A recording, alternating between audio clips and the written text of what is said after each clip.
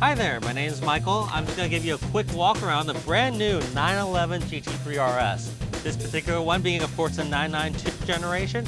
As you can see here, we have gone completely overboard with the aerodynamics.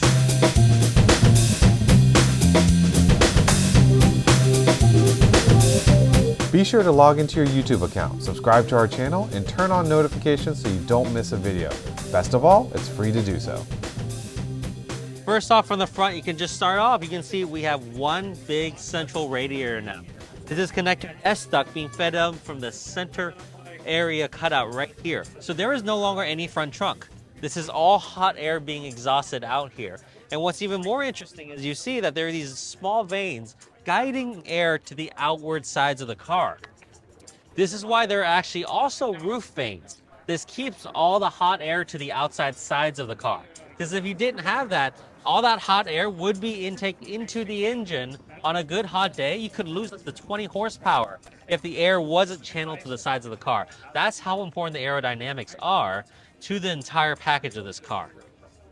Another thing we want to speak about while we're right here in the front, you see that this car is in white with a lot of Python green accents. This particular car we created special as a tribute to the original Carrera RS 2.7, which you might remember, some are white with some Viper green accents. So we chose Python green as a very close equivalent to it, and we did a couple touches to throw back. One of which you saw is now the side stripe is also in Python green. As normal, you can order it as a black standard. You also have the silver, you have the indigo blue, as well as the power red optional already on the configurator. You have the capability in the future to order this tribute to Carrera RS package. That's something we are still very intimately working on because we've gotten such a great reception here at Monterey Car Week. At the Quail, here at the Barns, we've had such a great reception. We are trying to create this package as a limited run for the people that do want these green accents. While we're looking at a big overview of the car, you might notice the car does not have Weissach Package. So this is as standard as a normal GT3 RS would come. So you have a completely painted front carbon fiber hood, completely painted roof, and completely painted rear wing at the bottom with the normal black upper. Now these are all still in carbon fiber, they're just painted. When you order the Weissach package, you will get a lot more exposed carbon fiber elements like we have done in the past. In particular, the hood will become exposed carbon fiber with two painted exterior color stripes. Right coming from the vent, those will become exterior color. The roof will be entirely in carbon fiber, and the upper DRS wing will also be in exposed carbon fiber. So a lot of elements on the Weissach package visually become carbon fiber. Other benefits of the Weissach package are the suspension anti-roll bars also become carbon fiber. Same as the drop links going to the suspension. All told, the Weissach package can save up to 33 pounds. Much of that due to the 17 pounds of weight savings offered by the magnesium wheels. Now this car in particular is featuring our standard aluminum wheels. I want to speak a bit about those three wheel choices. So we all know the magnesium alloy, very light. We have the standard aluminum wheel, which we also lined a bit. We have this third new choice, the lightweight aluminum alloy wheels. Visually, the design looks very similar to the wheel you see here. But what we did was create additional cutouts right here near the inside of the center lock. These additional cutouts also shave another couple pounds off. So you've got that new mid-level aluminum alloy wheel, should you want to save a little weight without going all the way to the magnesium and Weissach package. Another great option. Let's continue around the car to the rest of the aero package. You see here you have the wheel arch vents outlets, always reducing some of the pressure inside the wheel wells, also helping create more front downforce. What you don't see is the suspension links are also now shaped like wings. The suspension on the front alone creates 88 pounds of downforce. Just suspension bits. That's not even designed to be. So that's actually quite incredible. Coming out to the wheel arches, you see we have additional cutouts like the old GT1 to extract air out of the front wheel arches. You might notice that this cutout now extends all the way to the door panel, and that necessitated us buying a brand new door panel for this. So this is entirely carbon fiber door panel, which shaves a bit more weight. That's standard on every GT3 RS. Here you can see we have very traditional door handles, very similar to the 991 design. We no longer have the retractable door handles. That's again because of carbon fiber. Here you see the side air intake. This is not for combustion air. This is only for aerodynamics. This vents out to the wheel arches here in the rear wheel wells, again to reduce that pressure. So not for combustion air. All the combustion air actually goes up through the top. And all the cooling air, of course, is from the front air outlets on a large center radiator. Let's come around to the back where the big part of the highlight of the show is. This giant rear wing. Not only is this higher than the car in this configuration right now, it is taller than the roof. First time we've done that in a production car. Not to mention, first time a production Porsche now features a drag reduction system. This wing creates so much downforce, nearly 1,900 pounds at 177 miles an hour, that really required us to develop this new drag reduction system.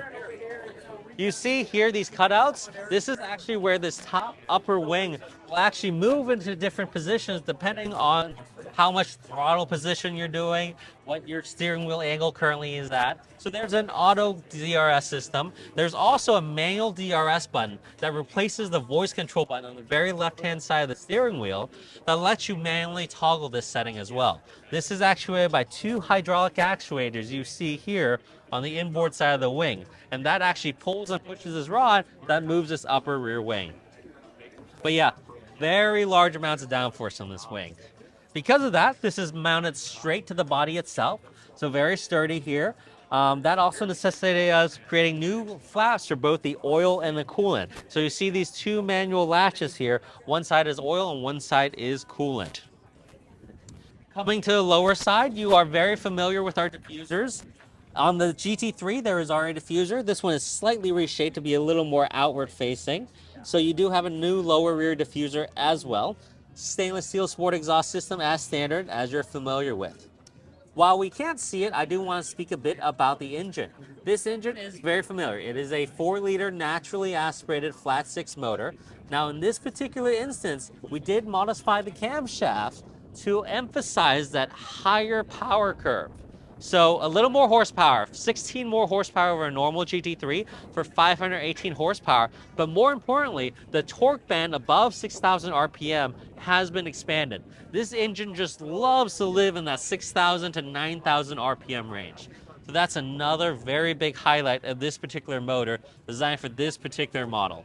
But yes, very similar, still very much derived off the same motor you know in the GT3.